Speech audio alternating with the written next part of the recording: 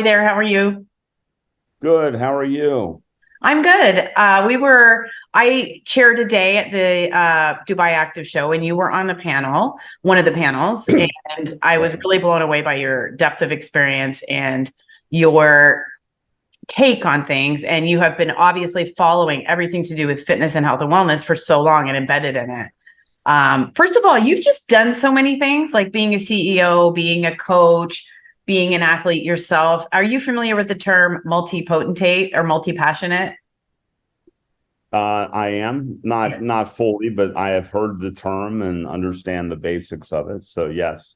Does it feel like, do you identify with it in a way? Yeah, I mean, I do a training on work-life balance to organizations, and one of the principles is uh, if you look at research that's done, sociological research done on the Western world, the average person has 22 roles in life. Now, a role would be like a mother is one, sister is two, daughter is three, wife is four, that. So we have like 22. Now, the real point is it doesn't matter whether you have 22 or 29. The data is that you can only do five well, which means there's five that you can really commit yourself to all the way. And if I take myself as an example, I'm a brother.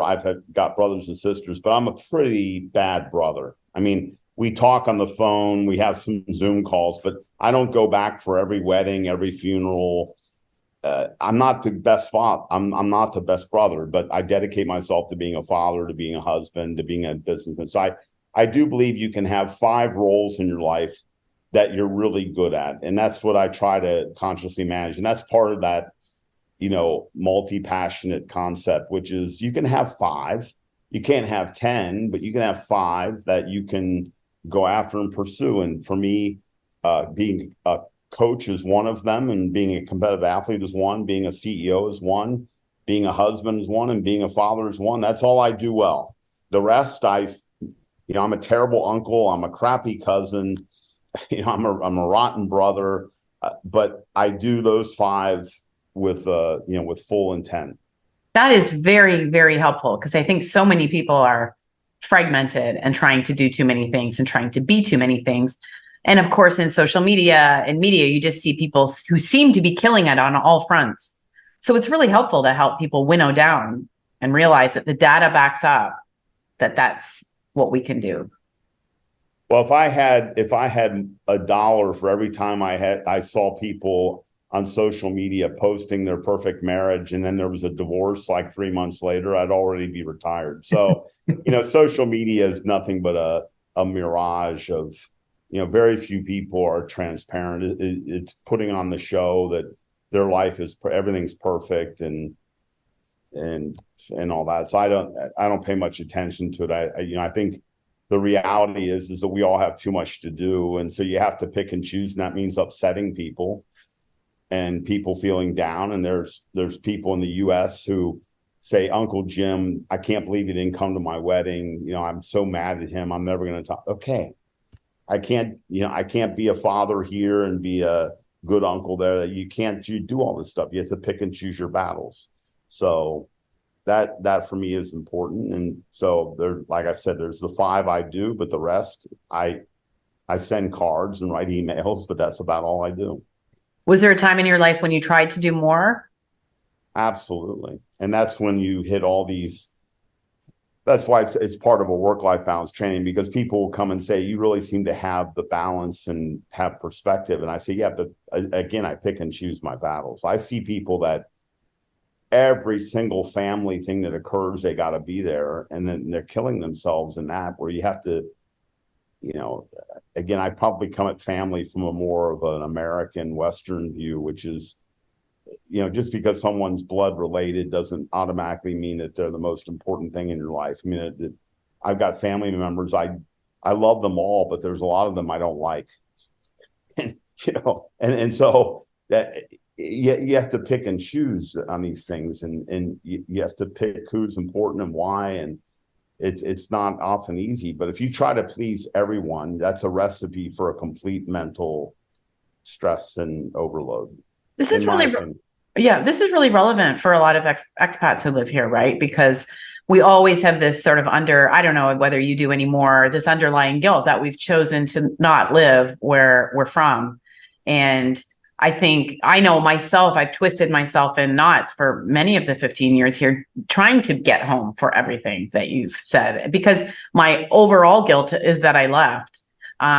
So do you have any of that? Have you ever had any of that? I had lots. When I left the US 33 years ago. And my mother-in-law at that time really put the guilt trip on us about taking the grandkids away. And I was pretty tough. I shut it down. I said, look, I have to prepare these children to live in a world that's going to be global and international. And they're going to go and live in North Africa, learn languages, learn about the world, learn to be tolerant. And that's more important than saying they're going to be here for every family dinner.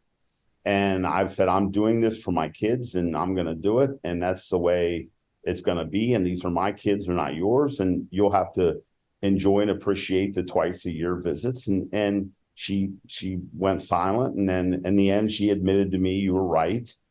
And I look at my daughter now, my youngest daughter now, to watch her go from Cantonese to Arabic to English to French in a conversation with different people. I'm so proud. She's equipping herself to be competitive in a world where this is important. And where it's a world of different cultures and languages, to see her best friend is Egyptian and her other friend is British, and her third friend is Palestinian, and she doesn't see passports and flags and colors and stuff. She sees people and she sees good people. How do I put a price on that? So yeah, my kids didn't get to know their aunts and uncles as well as they should have, but you can't have everything. And I'd rather have them see the world as they see it than they say, well, my uncle X was such, I love him and he was like another father to me. Well, I'm sorry, but you can't have all these things. So I had guilt, but I've never looked back, because I want my children to be successful in a world that is more and more globalizing, and more issues like diversity are critically important. How you don't appreciate diversity until you live in it. You can't study diversity and get better at it. You have to be a part of it. You can't tell a kid, oh, you should embrace diversity and inclusion. They go, oh, okay. I mean, if it was that easy to teach something, that you only teach diversity by being in it. And being a part of it. If I told my kids now, well, this nationality or this nationality is bad or good, that my kids would yell at me and say, Dad, that's not true. We graduated from international schools with 40 different nationalities. I never saw any difference between that. People are people, and we see people as individuals, not as flags and passports. And so you have to get out into it. Teaching diversity, you have to do it. I mean, that's why I've been so adamant in a corporate sense of, I've always, in Poland, I was the first one to bring in like Africans to work in Poland, to shake people up, because you can't teach this in a seminar. What you have to do is bring an African employee in who does a great job. And then all of their biases kind of start to disappear. And they say, wow, they're impressive. The things I thought were wrong. And I've had multiple people in this company come to me and say, you were right to promote all the women. They really did. They are delivering the job. The men that were inherently sexist, gradually the sexism started to leave their body. But as long as we stayed a male-dominated organization, all we did was give seminars about the diversity, everybody still walked out of the seminar feeling the same, which is, oh, no. I have my inherent biases. It was only after you got to force the promotion. You got to force women into roles of, I was the first one to put women on the management board here, and force the change and find those women who are prepared to be pioneers and prepared to take some of the grief, because it's not all easy. When you're a pioneer, it's never easy. And then over time, by superior performance and delivering on expectations, people say, you know what? Wow, I have to rethink all of the things in my head. I have to rethink it. And I had people come and say, you know what? You were right. I admit I challenge, I didn't believe you. I admit that I didn't agree. I shut up because, I want to be a good corporate player, but now I admit I was wrong. She's doing a great job. And to hear that, that's how you overcome these things. It takes time and you have to throw people into it. As a CEO, you'll know, you're speaking to it now, the resistance that every human has to changing their circumstances. There's just that inner resistance. So when when the change is foisted on you at work, you don't want it. How do you manage that as the head of a company? You have to force a lot of things. I tell when I mentor other CEOs, I say, great, we may live in democracy, but we don't practice it all the time. Great CEOs practice all forms of governance. There are times when it's democratic and you should look at your team and say, hey, what do you think? But there are other times where it's an outright dictatorship and you have to run the dictatorship. And when it comes to things like diversity and giving people a chance, you have to just force it because you have to have enough of a mental and intestinal fortitude to take all the grief that is going on in the discussions. And I've had this when I broke the LGBTQ barrier in some of the previous organizations I was in. If I go around and ask, what do you think? Everybody will say, no, it's against, we don't believe in that and all that stuff. Then what you do is you just say, forget it. I'm going to hire someone. You bring them in and then everybody likes them and appreciates them. And then you let them know that, oh, did you know that he's gay? And they're like, wow. And it completely shifts the mindset that, oh, I thought they weren't capable of this or they weren't. And when you start to like someone, I mean, everyone I know who is truly anti-LGBTQ, they've never met anyone who was LGBTQ. So it's all based on this perception. I mean, when you look at racism on TV and you look at Americans, taking a side, I mean, let's take the current situation. I've seen Americans, my kids have been in fights on US campuses on the Palestinians, supporting Palestinians. The people that say, oh, they're this and they're all these terrible things, they've never met a Palestinian. They've never even met them. So, they're making statements based on, something they saw on CNN or something they read in some magazine. I mean, I've taken people, when I ran Palestine for P&G, I took tons of people into Palestine for the first time. Many times at night when we were driving out of Ramallah and going back into Israel proper and going to a hotel, they were in the backseat of the car crying and saying, oh my God, these are such wonderful people. What have we done? They were crying because they never met anyone. The people that hate the most are the people who have never met the other side. They just have a belief system that was poured into their head from an early age, and then they just believe the mantra, but they don't even understand it. And that was the beauty of why I left my country, and I wanted my kids to live across the world. And I'm proud of my kids for who they've married and who they're with and their friendships that they have, because they don't see the color and they don't see the religion, they don't see the nationality, they see human beings, and that good people come from everywhere. When I tell people, I lived in Nigeria for a couple of years. Now, what's the Nigerian reputation? Oh, these are the people that are always sending me these scam letters. I'm related to a prince in the tribe, and if you wire me $10 million, I'll send you 20 million back, and all this stuff. Okay, that is often coming from Nigeria. But you know what? Some of the finest people I've ever worked with, most honest people, the most ethical people were Nigerians. But I lived there. And I had an amazing organization of Nigerians and people. And to go and paint 220 million people with the same paintbrush because you have some impression because of an email you got, is a horrible approach to how you look at the world. And you have to look at people. And Nigeria is a tough place to live. It's got its difficulties, but you know what? When you meet honest people there, this is honesty on a level I've never seen, because it's a country full of temptation, but you have people that are so committed to values and principles that I would say they're like some of the best people I've ever met.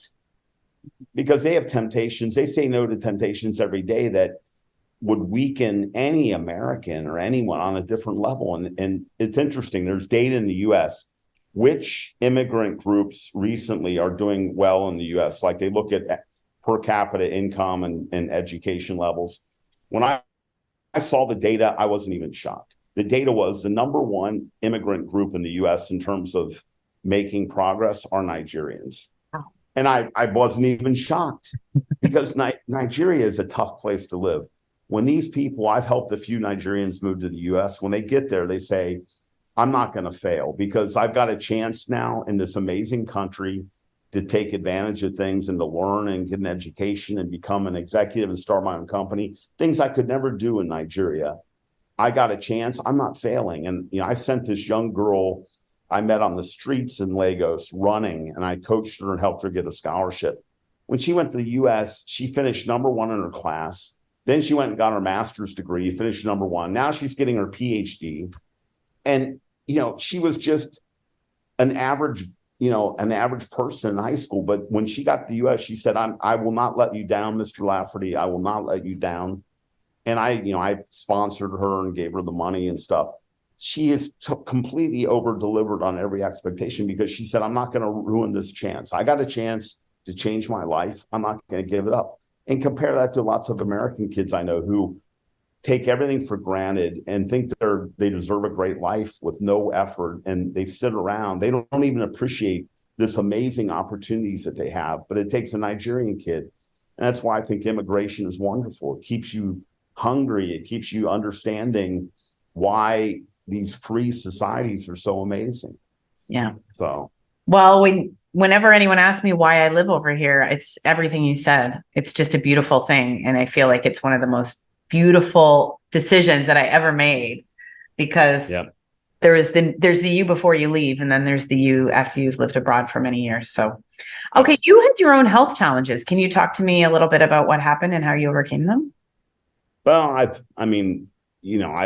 I think I had a number of things in my life from, congenital heart disease to other stuff that I always wanted to overcome them and went into athletics as a way to believe it. I do believe in self-determination that we can, and that we don't have to accept, our lot in life. I do believe that, I'm not a big believer in fate, and I'm a big believer that we can influence the outcome. So I was an athlete a lot in my life. I wasn't very good. I was an average athlete at best, but because I worked harder than anyone else, I became a pretty decent athlete, but it was all more on the mental side than the physical attributes. I mean, none of my friends from grade school or high school are going to say, oh, Jim was one of the best athletes in the school. Nobody would say that. What they'd say is that he was okay, he was average, but he worked his rear end off. And then, the genetics of my family are pretty bad. I mean, no Lafferty had ever even made it to 80 years old until my brother has just made it. I mean, we had never made it. My parents are all dead in their early 70s, late 60s. My sisters are dead in their 50s and sick. I mean, we got the whole cardiovascular lifestyle disease genes there with the high cholesterol levels and metabolic syndrome, all these classic issues. And even it wasn't long ago that I started having all these different issues. I mean, I'm 60 years old now, but I was in my late 50s and I'm having all these issues. And the problem is that you live like you lived 10 years before, but you don't realize as you age, you got to up your game. And so I'm eating like I was 50 or 49, and I'm exercising like I'm 50 or 49, but I'm no longer 50 or 49. I'm now 60. And I started to have all these health issues and constant infections and, all this different stuff. And so I'm doing all the research on my own. Now, I trust doctors. I believe in them. I believe in medical, in education. And I'm a physiologist by training. I believe in the science, but I do understand the challenges of a doctor to give really personal service in an assembly line operation where they got to work at high speed. And because I'm going in with coughs and things like that, and I'm reporting all my symptoms, they just write prescriptions around respiratory infection. And so I finally went back to the doctor and I said, look, I think I've got like pre-diabetes. And because I have prediabetes, it's impacting my immune system. And he's like, no, no, no, no, no, you're not overweight and you're exercising. I can't be. So I had to force him. I literally had to like threaten and say, look, if you don't do a test on blood sugar, I'm going to go and get one at a lab myself. So they do the test on blood sugar.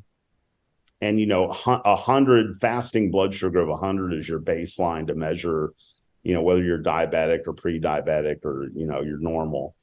And I'm not 100, I'm not 200, I'm 450. 450. I mean, this is like they wanted me admitted to the hospital immediately. And I said, no, no, no, no, I'll handle this. They wanted to give me the prescriptions for metformin and for insulin. I said, no way, because it was clearly a type 2. It was not type 1, it would be a type 2 diabetes. I said, let me get this under control. And I had to get a lot more serious. I was eating decently, but I'm very sensitive to glucose. So I did fasting and did stuff. And, admittedly, it took longer than I thought to get my blood sugar to normal. And now I keep it. I check it every day and I'm normal and I'm fine. I got rid of it. I don't have to take anything. And, my advice to people is these doctors, they're just human beings like about. They make mistakes. They don't know, they don't have knowledge on everything. You have to do your own research. You have to dig into things. And as I told at the event, and this was told to me by a proctologist. 35, 40 years ago, I was having some polyps and stuff. And so I had to go see this proctologist. And when you go into a proctologist's office, it's totally different than every other office because the number one thing they treat are hemorrhoids. And people with hemorrhoids are miserable. And when they're sitting, they want to sit on donut pillows, these pillows that like stretch your bum apart so that the pain is less. I go into this waiting room and there's like 15 people in there and they're all miserable. They're all looking horrible. They're all sitting on their own private donut pillow that they carry with them everywhere they go. They sit on a donut. And the guy finally calls me in. He's like 65 years old. I'm in my 20s. And he's got this down to an art, and he's warming me up and calming me down. And he makes this statement I'll never forget. He says, okay, let's get started. He said, now what I'd like you to do is go over there and kneel down gently. And as you kneel down, just gently let your pants hit the floor. It was so smooth. It was like unbelievable. So I kneeled down and he's doing all this stuff that's very uncomfortable. And when we're done, we go, but he said, come back to the office. I want to talk to you for a minute. And I'm full of questions. And my first question is, I said, why the heck would you ever want to do this? Your whole day is sticking your finger up people's bums. I mean, how can you possibly look forward to a day in the office? And he looked at me and he said, let me start with a joke. He said, there's a special term they use for people who come in last in their med school. He said, med school is just a school. You get graded. He goes, there's a term that they call people that come in last. The dumbest person in the med school, the guy that barely survives, there's a term. And I said, I have no idea what the term is. He said, oh, yes, you do. He said, the term that they call this person is doctor. And I started laughing, uncontrollably. And he said, now, I'm going to be honest with you. I was dead last in my med school. I was the stupidest one in class. I barely got through. And the way they did the specializations is they went in order of grades. So the top students got their pick. And he said, by the time I got my pick, the only thing left was proctology. And he said, I couldn't become an orthopedic. I couldn't become an OBGYN. Couldn't become a pediatrician. I had to do either pathology or then you're not seeing any patients, or I had to do proctology. He said, so then I decided to become a proctologist. He said, that's how I'm a proctologist. He said, I was the dumbest person in med school. And, that was the answer. And that's always stuck with me. And it's very true. You have to do your own research. You have to take your health in your own hands. And in the case of like my type 2 diabetes, I diagnosed it because the symptoms everybody focused on was, oh, he's got upper respiratory infection. Treat the infection. Give him inhalers. Give him, an antibiotic for a potential bacterial infection. Give him this.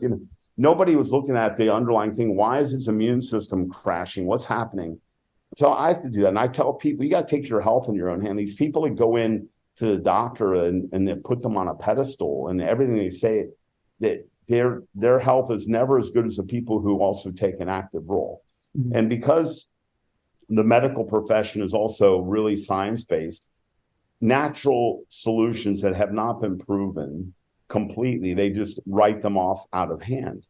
And, let's take something like fasting. Fasting on certain cancers, it's really been shown to be beneficial. Now, eventually everybody admits it. And now you've got cancer centers that combine chemotherapy with fasting for an enhanced treatment.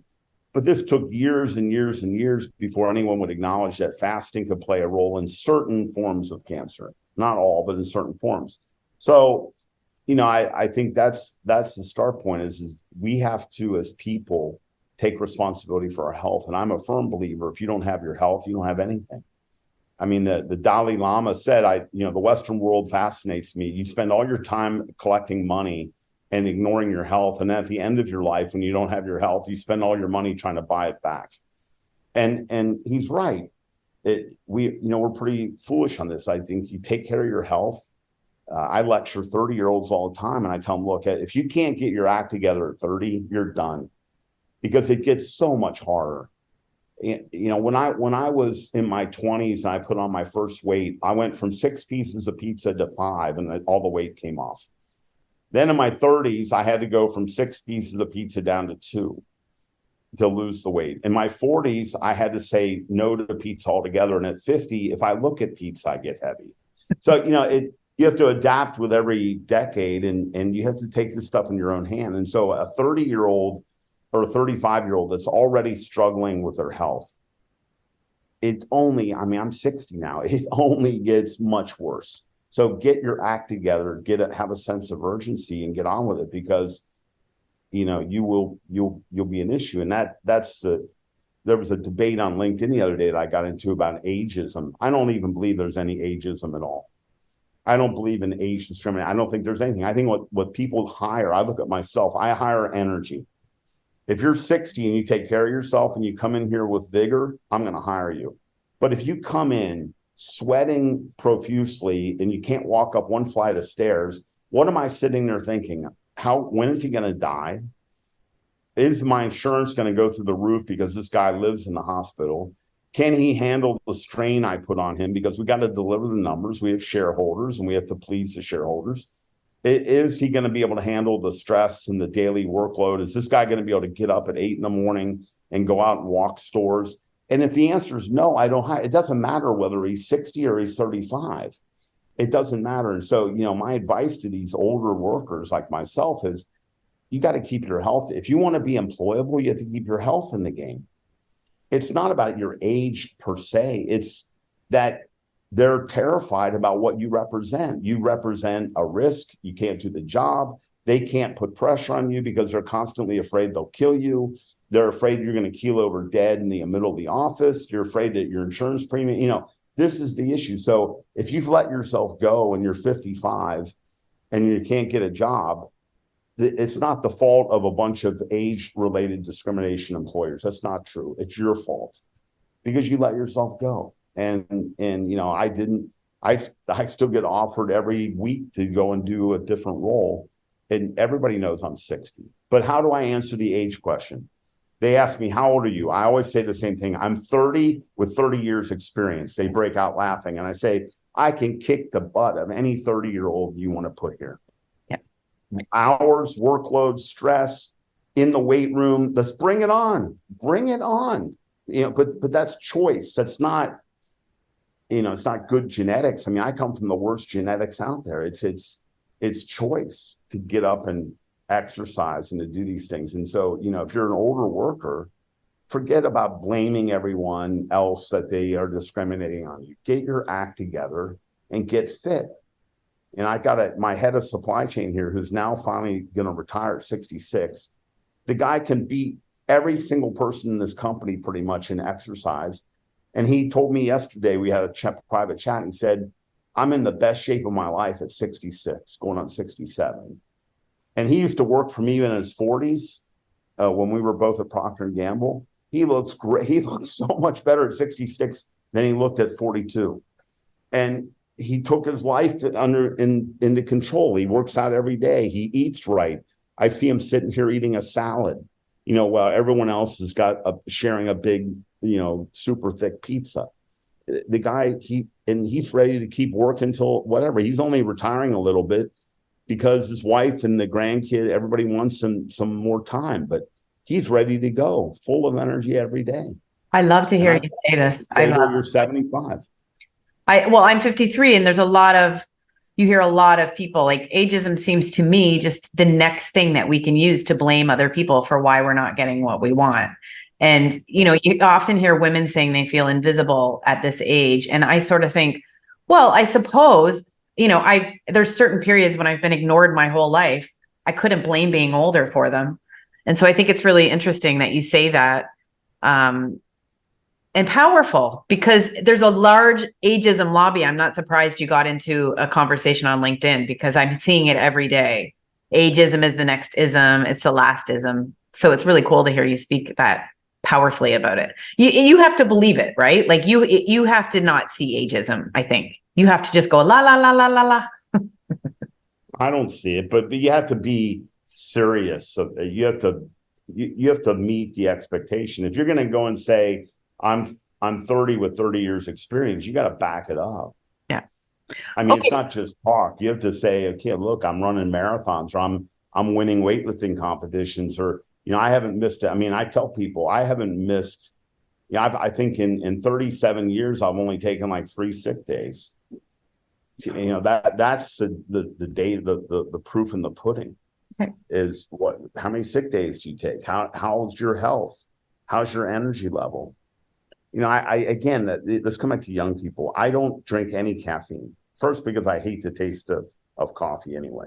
There's nothing Starbucks that can do to make it taste good to me. It's still, I'd rather drink out of my cat's water bowl than, drink anything coffee-wise. But I see these people that they can't get moving until they have 2. It's really sad. It's so sad. You need all this chemistry just to get going. You got a major health problem. You shouldn't have to. I never take anything. I'm in the gym every morning. I'm ready to go. I jump out of bed. I don't need to put all this chemistry in my body. But if you take good care of yourself, energy is always there. But they don't take care of themselves. So then it's Red Bull, and it's this, and it's coffee, and I need my 2 Joes before I can move. I mean, I find that 30-year-old saying that to be very sad. You just back to the diabetes, the type 2 diabetes. I mean, one other thing is that 10 years ago, if you said you were reversing your own type 2 diabetes, treating it, people would look at, like, it was not accepted. So it's very slow to get to the doctor's office. The medical advances are very slow and the research advances are very slow. And I'm wondering what you did specifically to do that. Well, if you go back on type 2, it used to be called adult onset diabetes. That was the term. They didn't say type 2, they said adult onset, because it typically came in adulthood. Now, there was a physician in the US, Diana Schwartzbein. She's a real genius.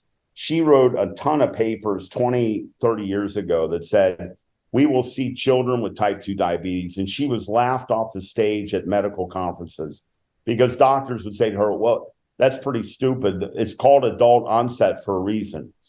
Now, as the U.S. dietary standards changed in the late 70s, and we went to this massive refined carbohydrate-based diet worldwide, suddenly you started seeing 14-year-olds with type 2, then 12-year-olds. Now you got 10. You've got 8-year-olds now with type 2. And it's commonplace. And so the link of lifestyle to type 2 has been well established if you followed it. Because we never used to see kids. When kids lived a more active life, you never saw a child with type 2 in the 60s and 50s. It only started coming in the late 70s, early 80s. And then by the 90s, it really got into full swing, where suddenly children were coming in with diabetes. Now, knowing that, it was a very simple thing, which is lowering your insulin I was already exercising daily. So it wasn't an exercise issue. The issue was dietary. Now, I have always believed I'm more sensitive to hyperinsulinemia than other people, and I could tell. I think my insulin spikes very quickly. It stays up longer. Some people, it comes down faster. I mean, we're all different. We don't all metabolize everything identically. And so all I did, because I've done extended fasts under medical supervision, and it's a great dichotomy of life. Day one of a fast is a nightmare. Day two is a little bit better, but still a nightmare. Day three, you feel amazing. I've done a 13-day fast in Germany under daily medical supervision and blood testing. Now, after day 10, it started to go downhill and I wanted to eat again. But from day 3 to day 10 was mind blowing. I mean, I could write a whole book on the changes in your body and how you feel and your energy level and when you're in full ketosis and those types of things. And so I've done these long fasts. Fasting for 3 or 4 days is not a problem. Now, I'm obviously taking in fluids. I'm obviously taking in electrolytes. I'm not being stupid about it. But, my caloric intake is really about 100 some calories, and I'm keeping insulin low. All I did was go on a fast. And by day 4, I was back in normal range on everything. But I was shocked it took 4 days of basically no insulin stimulating food to get my insulin all the way down to a normal level again. And then once I was down and I kept it down and I monitor my glucose once or twice a day, it was very easy. The weight came off. I felt better. All the infections went away. A bunch of other secondary symptoms I had went away, and I was out of it. And when I went back and ran more complex blood tests with the doctors, they said, okay, you know what? Congratulations. And then we would have a discussion and they would say, yes, you can fix type 2 100% lifestyle. But they say, Mr. Lafferty, nobody's prepared to do what you do. So as a result, we have to prescribe them metformin and we have to prescribe them insulin because that people, it's about what are you prepared to do? And the average patient is not prepared to fast for 3 days or 4 days. So, they want to eat. Yeah. And, my point, and I see that here in the company, I've tried to do, we've done some fasting. Most people are dying at 24 hours, which is the worst time. Right. That's why I always start fasts at dinner time, because if I can get to hour 24 and it's 8 p.m., all I got to do is get into bed and eventually fall asleep. The next morning, it's significantly better. By 36 hours, it's still not perfect, but it's better. And then you get through that second day, you are home free. If you get to sleep that second night, at least for me, heading into between 48, to 72 hours, you're home free. You're just home free. Wow. So it was basically one massive fast that brought everything down. And then I got it down, then I kept it down. And then look, I was doing some dumb stuff. I'll give you an example.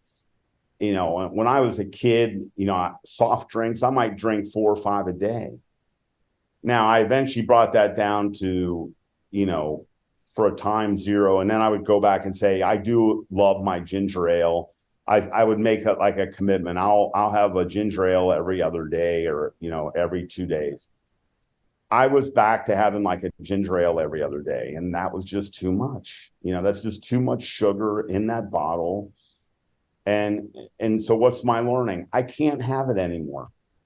Okay. Maybe once a year, but I don't have it anymore. And then I went to just more vegetables, more low glycemic index foods. So by doing the fast to get it down, and then doing more intermittent fastings to keep it down, and then when I'm eating, it's now 100% water. I only drink water. I don't drink anything but water.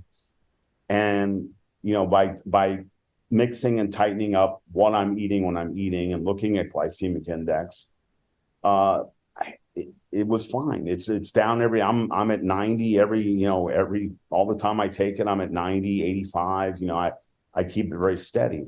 So it's just staying on top of it and testing. So I don't have a continuous glucose monitoring system. I do the finger prick still. I'm doing it the old fashioned way, but I check once to twice a day, and I can tell when I'm in hyperinsulinemia because my fingers swell up and like my rings don't come off. And I can kind of tell when I have elevated insulin. So, through a combination of factors, I monitor all the time. And the wake up call was you were acting like you were 10 years younger when it worked. And as the metabolism is shifting with age and as hormone levels, my testosterone's lower, these things happen. You have to adjust with age. So you say, well, I used to eat like this and now I can't. Well, that's common. I used to eat pizzas every night. My diet as an 18-year-old was awful. We lived in McDonald's. I ate McNuggets every day, and nothing happened. But, things happen when you're no longer 18 and you're no longer carrying a book bag and walking around school all day and running and chasing people and then doing sports practice and all that. I was probably exercising 4 or 5 hours a day. Now I exercise 1.5. It's just different. So you have to adapt. It's so clear. When 25 years ago, you just got cancer and you were unlucky and you never knew about it and it was boom, or cardiovascular disease or dementia. But, now we have so much clarity in research that it's metabolic health that's driving most disease, right? So it's like amazing to me that message just doesn't get out. It's not benign having prediabetes or type 2 diabetes. You're getting yourself on a road that's going in a place that's not great. And it's worth it to do these things, but it's so hard because when you say that people aren't prepared to do those things, I know exactly what you're talking about. And how do you get through with all of the health information that's out there? There just couldn't be more. This is such a simple message. How? Well, I think that it is. First of all, the problem with a lot of the medical community and the wellness community is they speak in vocabulary that nobody understands. And, there's a certain joy in I'm going to use as big of words as possible so that I appear to be intelligent, but then you leave your audience in the dark. Good speaking and good writing always starts with the audience, not with the author. And, that's a problem. And finding simple solutions. I think we're getting there on one area, which is if you look at almost all disease, but all of your cancers, your Alzheimer's, even your type 2 diabetes, all the autoimmune and the wave of autoimmune disorders. All you hear about now is autoimmune disorders and lupus and rheumatoid arthritis. There's one thing that all these diseases have in common. They're all inflammatory. And even during COVID, one person gets COVID and lives and they just have cold symptoms and another person dies. What was the cause of death of the person that died? Now they'll say, well, they were overweight and they were all this. Well, that was too superficial. What they were is they were inflamed. And so what happened during COVID is they had what was called a cytokine storm. Cytokines are inflammatory markers. They overwhelmed the body and led to multiple organ failure. Now, what they died of was chronic systemic inflammation. And this is the biggest scourge in the world today, which is chronic systemic inflammation, which is all of your inflammation markers are high all the time. And so you're much more susceptible to an illness like an infection because your immune system is compromised. You don't feel good. All these symptoms that people have, they don't feel good. They have non-specific joint pain. I have so many people say to me, I can't run, my knees hurt all the time. They've never had an injury. I've had multiple knee surgeries from American football. I run 30 plus marathons. And you're telling me you've never had a hurt knee and you can't run because you suffer from chronic inflammation and your joints hurt. This is a classic symptom of chronic inflammation. Now, this wasn't even talked about until recently. And then you start to look at all these supplements. That's the kind of space that, we as a company got into, which was inflammatory thing. You look at the role of products like curcumin and the role on inflammation and all the different research on this, from Alzheimer's disease to cancers to, treating different disorders and that role of inflammation. It's amazing. And so that leads to, why did I go to Germany to this fasting clinic? My wife has lupus. She has lupus. And I went through that. I love this person. There are these mornings she can't get out of bed. She can't move. And then the only way to get her to feel better was to take prednisone to suppress the immune system. Now, lupus in its base is an inflammatory disease. And so I started to do all the research on lupus. And in fact, the leading doctor here in rheumatology, one of the leading doctors in Dubai, he told me once, he said, I'm so impressed with all your research. He said, frankly, you have done everything that you can do. There's not even anything experimental out there that compared to, you've done everything. And one of the things that we hit on was supplementation to reduce inflammation. But the other one is that when you fast, inflammation drops rock bottom. It just drops rock bottom. And so that's why we went. So we go there. My wife is taking 25 milligrams a day of prednisone. Her face is swollen and puffy from all this prednisone. We go there and we start the fast, and we go day 4 and they're doing continual blood work, and we were monitoring all the lupus markers that are done in a blood test. Day 5, day 6, they take her down to 20 milligrams. Nothing. She's fine. And at that time, we're also dosing heavily a product called Motiva, which is it's bringing curcumin, but it's curcumin in a highly bioavailable way. Then at day 12, they take her down to 15. At day 15, we take it down to 10. But when we left the fasting clinic, she was at 2.5 milligrams a day and feeling great. And here I am. I'm like swimming. I haven't swum in years.